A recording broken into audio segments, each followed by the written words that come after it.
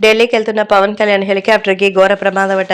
మరి ఢిల్లీకి వెళ్లి ఇక్కడ ఉన్నటువంటి పరిస్థితుల గురించి వివరించడానికే ఆయన వెళ్తున్నట్టుగా తెలుస్తోంది. అయితే ఢిల్లీకి వెళ్తున్నటువంటి ఆ సమయంలోనే ఆయనకి ఇబ్బందికరమైనటువంటి పరిస్థితి ఏర్పడింది. వెంటనే పైలట్ అలర్ట్ చేయడంతో ప్రయాణాన్ని క్యాన్సిల్ చేశారట.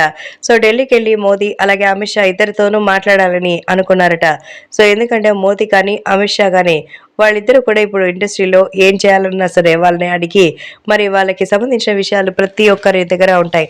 అందుకే ఇప్పుడు సోషల్ మీడియాలో సైతం ఢిల్లీకి సంబంధించినటువంటి విషయాలపై పవన్ కళ్యాణ్ అయితే భారీగా కాన్సంట్రేషన్‌లో ఉన్నారు. అందుకే ఇప్పుడు తాజాగా పవన్ కళ్యాణ్ ఢిల్లీ వెళ్లి ఇక్కడ ఏపీ రాష్ట్రంలో జరుగుతున్నటువంటి రాజకీయాల గురించి తెలియచేయాలనుకున్నారు.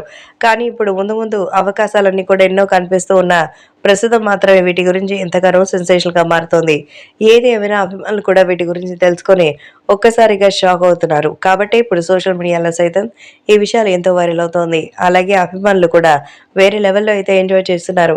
ఇలాంటి ఒక సిట్యుయేషన్‌లో ఎలా ఉంటుంది, ఏంటి అనేది మాత్రం మనందరికీ కూడా చాలా షాకింగ్‌గానే అనిపిస్తోంది.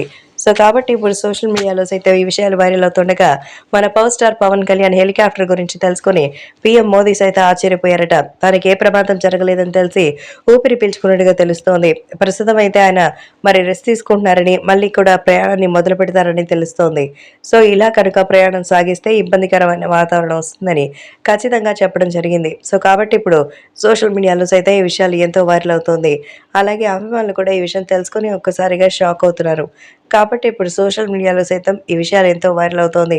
ఇటువంటి సిట్యుయేషన్ నుంచి ఇటువంటి సిట్యుయేషన్ నుంచి పవన్ కళ్యాణ్ సేఫ్‌గా రావడం సంతోషం అంటున్నారు.